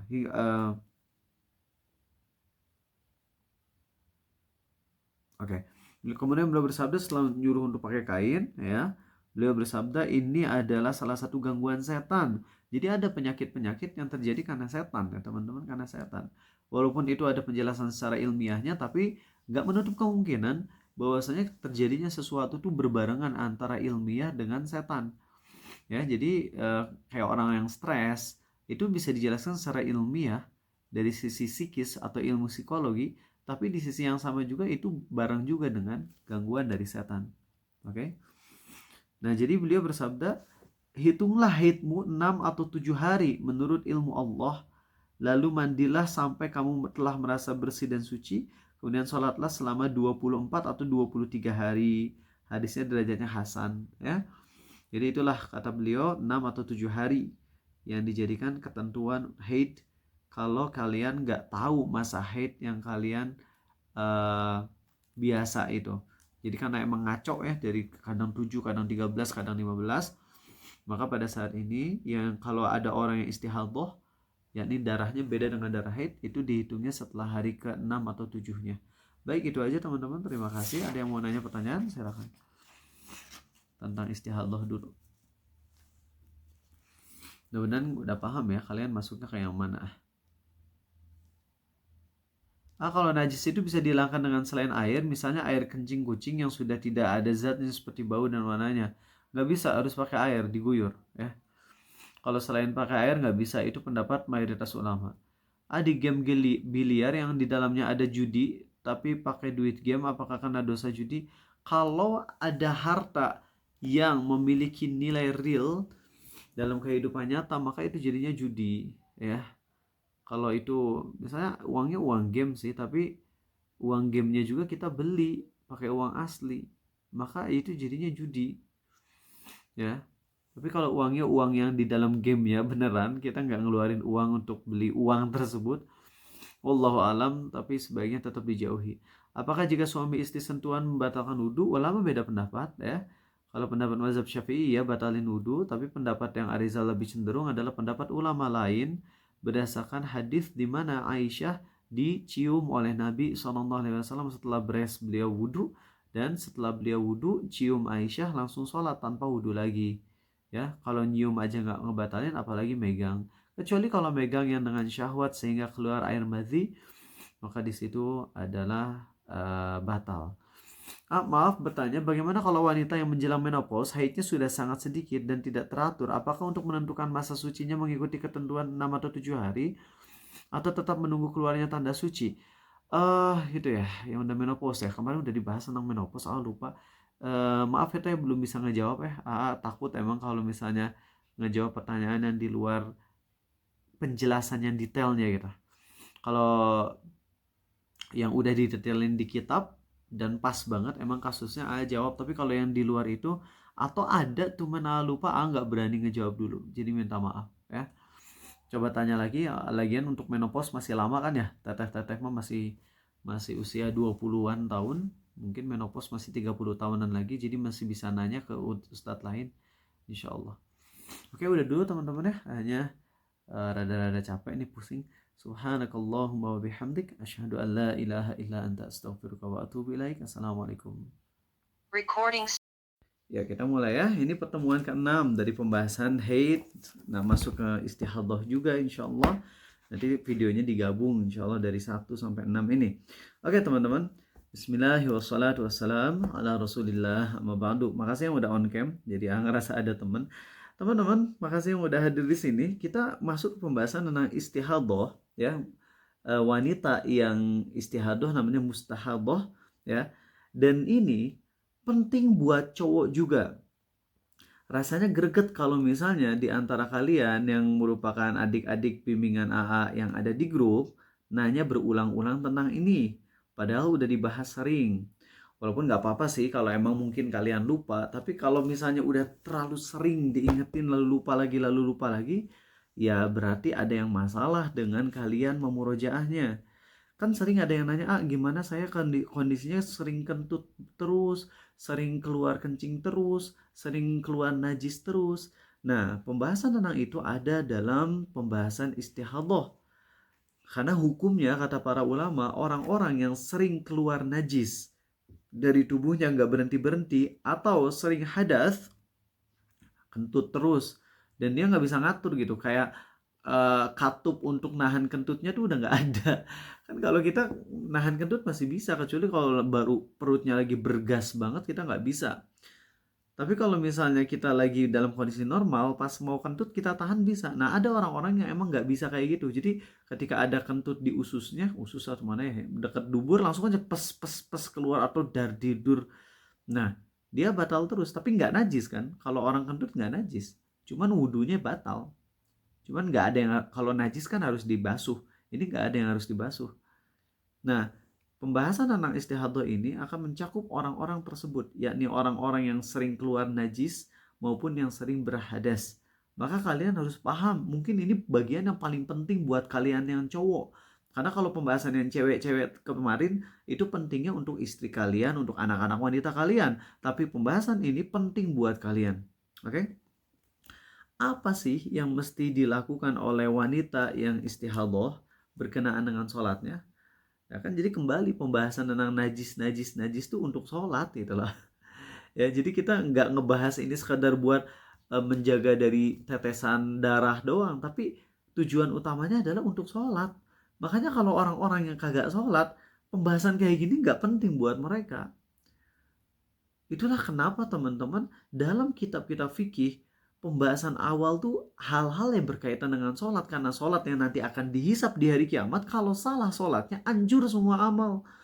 Heran ama ngelihat orang-orang yang ya Allah haji umroh berulang-ulang tapi sholat masih wah, bacaan gak bener, gerakan gak bener, ngebut. Ya gak aneh kalau misalnya akhlaknya gak berubah, udah haji berulang-ulang juga.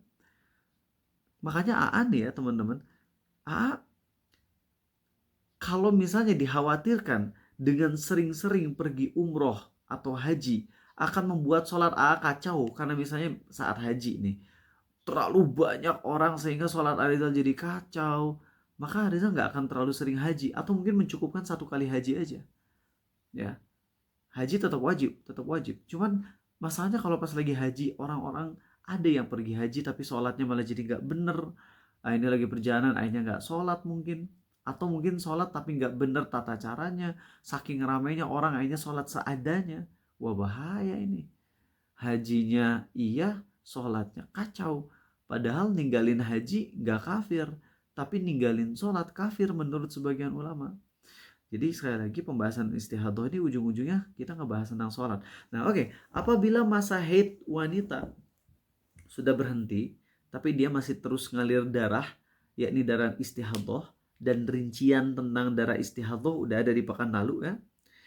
Maka dia kalau udah beres haid, tapi masih keluar darah, tapi darahnya bukan darah haid, darah istihadhah, maka dia wajib untuk mandi junub, segera mandi junub.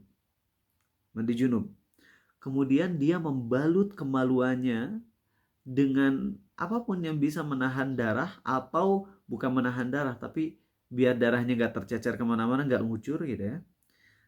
Ya, kemudian berlaku bagi dia seluruh hukum orang-orang yang suci. yakni boleh sholat, boleh puasa, boleh tawaf, boleh berhubungan suami istri.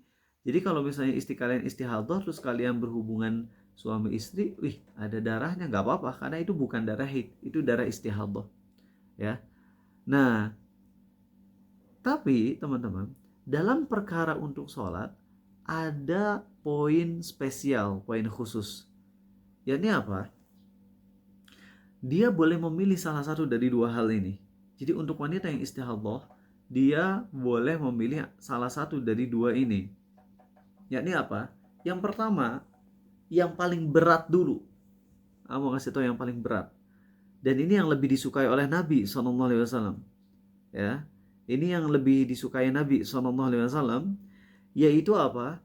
Dia sholat duhurnya dideketin ke asar. Oke, dia sholat duhurnya dideketin ke asar. Misalnya jam duhur tuh jam 12, asar jam 3, maka dia nanti sengaja menunda sholat duhur sampai mendekati asar. Yakni misalnya jam 2.30. Nah, jam 2.30 dia mandi. Kemudian habis itu dia langsung sholat duhur, beres sholat duhur langsung sholat asar. Di sini Arizal masih agak rancu karena yang AA tahu dulu di dalam hadisnya itu sholat duhurnya tetap di waktu duhur tapi menjelang asar. Kemudian beres sholat duhur langsung azan asar, langsung sholat asar. Tapi kalau di sini dari teksnya itu dijamak, berarti jamak takhir. Nah, jadi untuk poin yang ini Arizal nggak bisa memastikan mana yang benar, apakah dijamak takhir atau sholatnya menjelang waktu berikutnya.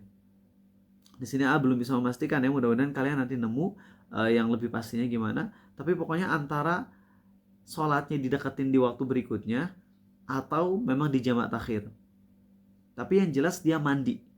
Oke, begini teks hadisnya ya. Kata Nabi SAW, apabila kamu mampu mengakhirkan sholat duhur dan menyegerakan sholat asar, kemudian kamu mandi dan menjamak alias menggabungkan dua sholat tersebut, yaitu zuhur dan asar, maka lakukanlah. Dan kamu mengakhirkan sholat maghrib dan menyegerakan sholat isya. Kemudian kamu mandi dan menjamak dua sholat tersebut, maka lakukanlah. Dan mandilah untuk sholat subuh. Jadi caranya adalah kayak tadi ya, yakni seseorang dia istihadhah, maka dia ketika mau sholat duhur dia tunda dulu sholat duhurnya sampai menjelang asar, lalu dia mandi junub, kemudian dia sholat duhur dan asar. Entah sholat duhurnya di akhir waktu banget menjelang azan asar, atau memang dia sengaja nunggu dulu sampai waktu asar azan, kemudian dia mandi junub, baru habis itu dia sholat duhur dan asar di awal waktu asar. Wallahu alam, antara kedua hal ini yang Arizal belum bisa memastikan karena beda teks ya dari yang baca dulu dengan yang sekarang. Kalau nggak bisa pakai cara yang tadi, ya, kalau nggak bisa pakai cara yang tadi, maka cara yang kedua adalah mandi untuk setiap kali sholat. Jadi 5 kali mandi junubnya, ya. Setiap masuk waktu subuh mandi junub, duhur mandi junub, asar mandi junub. Gitu aja terus. Ya. Ini yang terberat sebenarnya ya. Tadi maaf kebalik ya. Jadi pilih salah satu dari 3 bukan dari 2. Kalau yang pertama ulang lagi ya. Jadi yang paling sulit dulu, yakni setiap sholat kita mandi junub. Udah waktu subuh mandi junub dulu.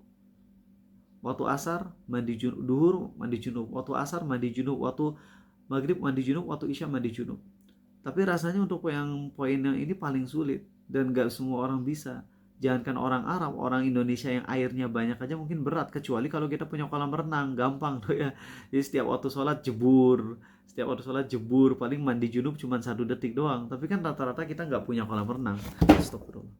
Nah oke, cara yang kedua adalah cara yang tadi sebutin, yakni dia mandinya sehari berarti 3 kali. Mandi untuk sholat subuh, mandi untuk sholat duhur dan asar digabung, jadi sholat duhur dan asarnya dijamak. Dia mandinya sekali, lalu sholat maghrib dan isya juga mandi sekali untuk sholat maghrib dan isya. Jadi totalnya dia mandi 3 kali. Tapi kalau gak bisa, karena itu semua berat, maka alhamdulillahnya Nabi kita SAW menyampaikan yang paling ringan nih, ya, yaitu apa? Dia gak boleh bersuci dulu kecuali setelah sampai waktu sholat. Dan ketika sudah masuk waktu sholat, dia harus bersuci, dia harus wudhu. Jadi misalnya subuh, dia mandi junubnya sekali aja ketika dia bersih dari haid. Adapun setelah bersih dari haid, dia udah mandi junub, maka selanjutnya dia bisa bersuci, yakni wudhu dan cebok ketika sudah masuk waktu sholat. Subuh jam 4.20, dia nggak boleh wudhu jam 4.15.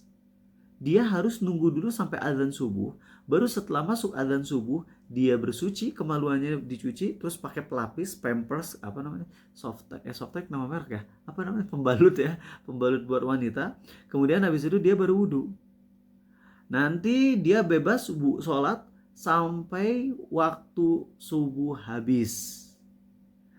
Untuk waktu duhur sama, kalau duhur jam 12:05, dia nggak boleh cebok dan wudhu jam 12:04, nggak boleh. Harus tunggu dulu sampai masuk waktu zuhur, yakni jam 12:05 misalnya, baru pas jam 12:05 dia cebok, kemudian habis itu dia berwudhu, kemudian dia bisa sholat sampai waktu asar. Ketika masuk waktu asar, dia harus ulang lagi.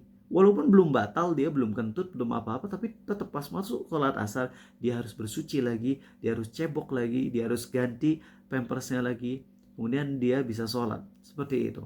Dan ini berlaku untuk siapapun kalian yang sama kasusnya. Kalian yang najis, ambeien tingkat parah, yang mana cairannya tuh bercampur dengan BAB, dan itu terus keluar karena ambeien itu dubur bagian ujungnya tuh nggak bisa dimasukin, sehingga ngegantung, sehingga keluar terus cairan, BAB dan sebagainya. Maka kalau kalian mau sholat, hati-hati, nggak boleh kalian sholat bersuci sebelum waktunya. Kalau duhur jam 12:07, tunggu dulu. Dulu kan sempat kasus kayak gini. Jadi biasanya kalau mau sholat di masjid sebelum waktu zuhur, misalnya jam 12:05, jam 12:04 tuh udah standby di dalam WC sambil nunggu. 1 menit lagi. Nah pas sudah 1 menit lagi, baru Ariza langsung mencuci bagian yang kenajis, langsung dipakai pembalut, kemudian habis itu wudhu, baru ke masjid, baru langsung ke lantai, ke masjid tempat sholatnya. Alhamdulillah bisa. Dan setelah Ariza mengamalkan ini teman-teman, itu kan perjuangan. Kalian enak loh, kalian boleh wudhu dari jam 11 ya, jam 11 siang udah wudhu, sholat duha, terus nunggu sampai waktu zuhur, gak usah wudhu lagi. Enak buat kalian. Tapi buat Ariza gak bisa dulu. Tapi perjuangan Ariza adalah kayak gitu.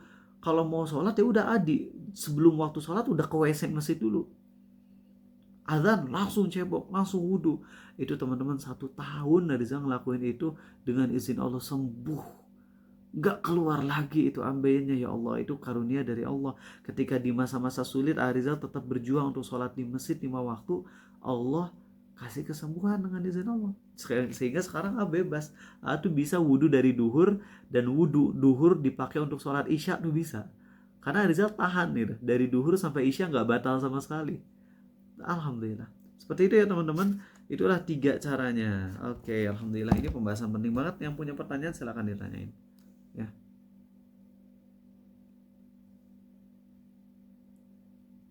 Ada yang punya pertanyaan tentang ini atau tentang yang lainnya, boleh lagi ngetik ya kalian. Oke. Tadi apa? Nah ini dia. Afan, untuk yang metode 3 itu berarti wudhu saja bukan mandi. Betul, wudhu aja. Wudhu sama cebok ya. Wudhu sama cebok doang. Oke, jadi nggak ada yang lainnya. Cuman wudhu dan cebok aja. Itu lebih enak ya. Ini yang megang Zoom siapa? Oh nggak apa-apa. Regan, nanti kalau kita Zoom tuh bisa ini ya, bisa berdua juga kan ya. Pakai Zoom dari Regan aja ya, insya Allah. Bisa. Ya insya Allah. Ketika mau mensucikan najis anjing, apa perlu niat? Nggak usah. Najis itu benda fisik, untuk mensucikannya nggak usah pakai niat. Yang pakai niat tuh kalau kita kita bersuci, wudhu, mandi junub, itu pakai niat. Tapi kalau bersihin najis nggak usah pakai niat. Kalau sholat qobliyah, apakah harus nunggu beres azan atau sebelum beres azan bisa? Bisa, sebelum beres azan bisa, asal sudah masuk waktunya. Izinanya kalau misalnya kita niat sholat duha 2 rakaat, terus di pertengahan rakaat sholat kita pengen jadi 4, jangan ya. Waalaikumsalam. Jadi sholat 2 rakaat, ya udah 2 rakaat aja. Kalau mau 4 rakaat nanti beres 2 rakaat, salam 2 rakaat lagi. Oh ya, tadi ada yang lupa. Gimana untuk tahajud dan sholat duha? Nah, untuk tahajud dan sholat duha itu harus wudhu sendiri. Jadi orang yang tadi istihadhah, dia kalau mau sholat duha, caranya dia wudhu dan bersucinya itu ketika sudah masuk waktu sholat duha. Lalu dia bebas untuk sholat sampai waktu zuhur. Tahajud pun sama. Dia boleh untuk tahajud itu, jadi ketika misalnya udah beres sholat isya dan sebagainya, udah lewat tengah malam, dia bersuci, dia wudhu, baru dia boleh tahajud sampai waktu subuh. Tapi subuh dia harus ulang lagi, pipis, harus bersuci, kemudian harus wudhu lagi. Ya, seperti itu teman-teman. Apa nak? Berarti kalau dalam kondisi kayak gitu, jika lagi di masjid tapi imam sholatnya ternyata lama atau ada kultum dulu, berarti wudhunya masih berlaku. Masih berlaku. Ya, nggak apa-apa. Karena dia wudhunya berlaku sampai waktu asar. Ya, wudhunya berlaku sampai waktu asar. Walaupun ketika dia nunggu si imamnya sholat tuh misalnya ada kultum singkat dulu, akhirnya keluar najis lagi, itu nggak ada masalah. Ya, keluarnya najis itu nggak jadi batal buat orang istihadhah. Begitupun kita yang sering keluar najis itu nggak batal. Ya, kecuali kalau kita keluar najis yang lain. Kalau kalian misalnya ambeien, itu yang najis. Ambeien yang tingkat parah ya. Kalau yang tingkat awal yang cuman keluar lendir dikit itu nggak najis. Nah, kalian ambeien tingkat parah najis, itu nggak jadi batal wudhu kalian. Dan kalian tetap boleh sholat dalam kondisi itu selama kalian tadi udah bersuci dulu. Ya, udah wudhu, udah cebok, udah bersuci, udah ganti pembalut. Tapi kalau kalian keluar najisnya yang lain, misalnya kalian ngompol, ya batal. Jadi yang dimaafkan itu cuma najis yang memang kita keluar terus-menerus aja. Ya. Jika tidak tidur sampai jam 3 lalu sholat tahajud apa boleh? Boleh, nggak ada masalah. Kapan diuploadnya? Nanti kalau udah beres pembahasan istihadhah. Jadi panjang banget ini ya. Kalau sholat duhur kemudian sholat ba'diyah bisa berarti ya karena waktunya belum sampai asar. Iya betul, boleh. Kalau munculnya benar-benar random istihadhahnya, wah, bisa keluarnya kadang subuh dan isya aja atau waktu lain, apakah tetap berlaku suci? Ini kayaknya, aduh, ini istihadhah atau masuknya haid? Ini kayaknya pembahasan tentang haid deh, yang terputus-putus. Coba nanti dengar pembahasan yang sebelum-sebelumnya ya. Nah, mudah-mudahan nanti cepat diupload ini. Kalau sebaliknya niatnya 4 rakaat tapi tiba-tiba keinget sesuatu yang mendesak jadi 2 rakaat, ya batalin aja. Kalau emang ada yang mendesak, nggak bisa kita rubah jumlah rakaat di tengah-tengah. Oke, baik itu aja teman-temannya. Udah dulu ya, Ariza izin ada agenda lagi. Subhanakallahumma wa bihamdika. Pertemuan ke-7 tentang masalah haid dan istihadhah, dan ini akan menjadi pembahasan terakhir yang direkam karena bentar lagi mau diupload di YouTube, mungkin besok atau kapan. Soalnya ini videonya banyak jadi harus digabung-gabung ya. Oke. Bismillahirrahmanirrahim. Ala Rasulillah amma ba'du. Ya teman-teman, sekarang kita masuk ke pembahasan tentang istihadhah yang bagian terakhir ya. Sehingga setelah ini kita masih ada kajian, cuman kagak direkam ya. Oke. Tentang istihadhah. Halaman berapa kemarin tiba-tiba ngilang ya, sebentar ya.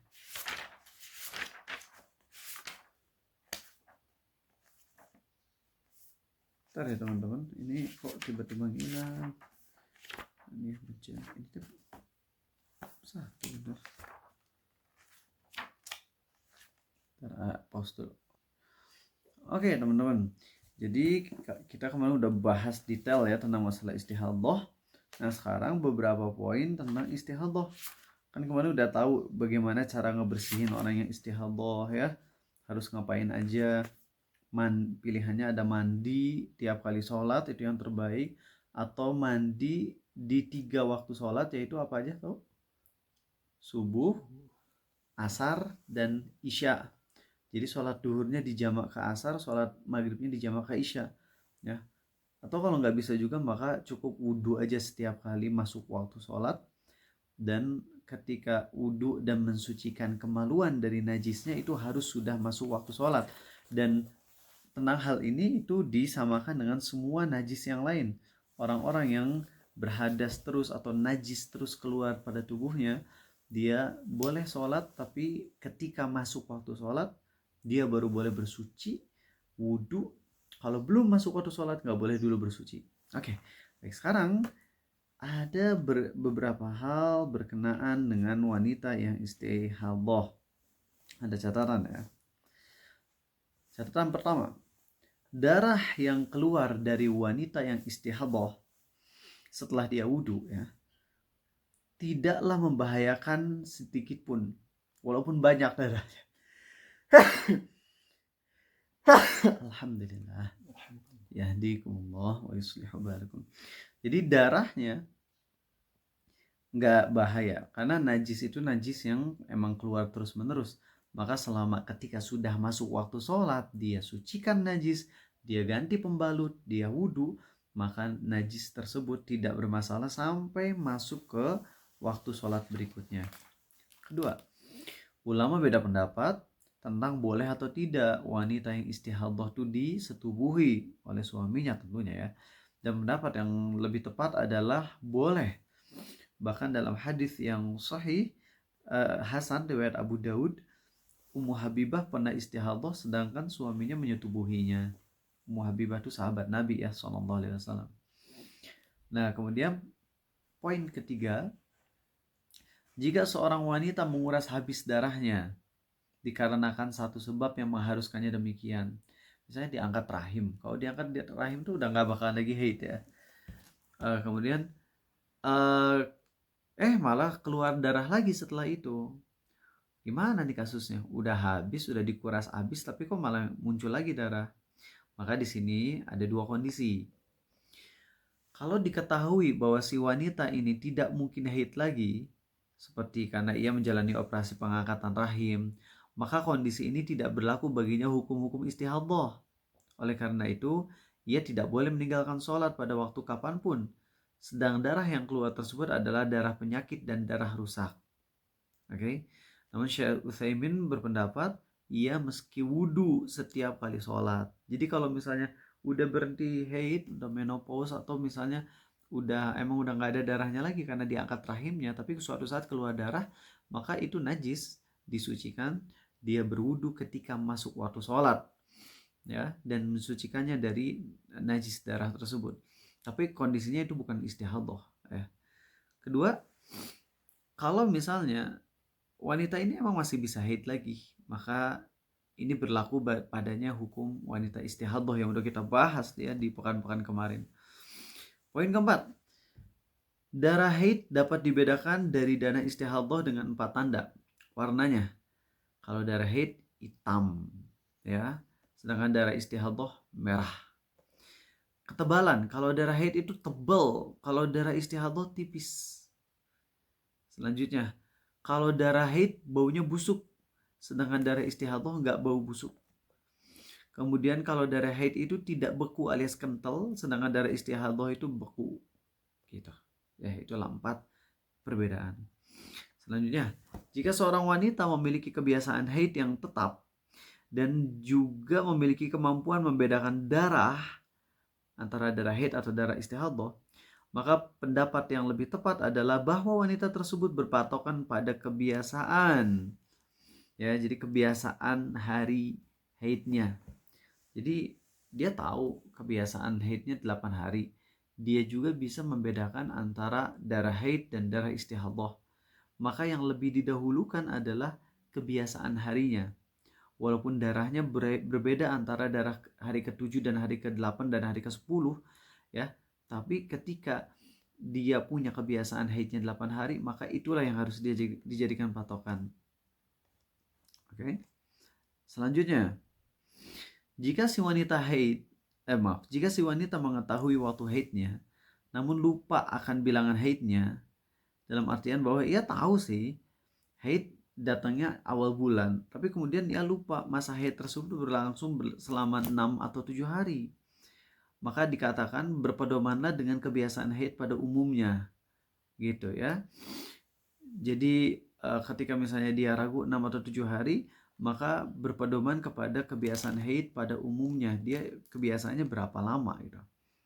Terakhir, jika wanita tersebut mengetahui jumlah bilangan haidnya, namun lupa waktu haidnya, seperti ia ingat bahwa masa haidnya itu 6 hari, tapi dia lupa ini teh hari keberapa ya haidnya, maka hendaklah ia berpatokan pada awal bulan seberapapun bilangan haid yang mendatanginya. Apabila sang wanita berkata bahwa haid mendatanginya di pertengahan bulan, namun ia tidak mampu menentukan waktunya, maka ia mesti menghitung sejak awal pertengahan bulan seberapapun bilangan haid yang mendatanginya, karena pertengahan bulan untuk kondisi seperti ini lebih dekat pada keakuratan waktu. Ini masalah pengkalkulasian, eh, penghitungan ini AA emang masih rada-rada belum terlalu ngerti untuk yang hari-hari yang tadi AA bacakan. Tapi untuk kepekatan, kondisi ini, kondisi itu yang kemarin udah dibahas, itu cukup jelas ya. Sehingga untuk yang bilangan hari, mohon maaf nggak bisa ngejawab kalau ada di antara kalian yang nanya. Oke, itu aja udah pembahasannya udah beres. Nanti kita lanjut pembahasan tentang nifas, kemudian tawaf, nanti tentang masalah sholat dan sebagainya insya Allah. Ya, kita butuh banget sih pembahasan tentang sholat, cuman karena kita berpedoman pada kitab jadi terstruktur dulu aja ya.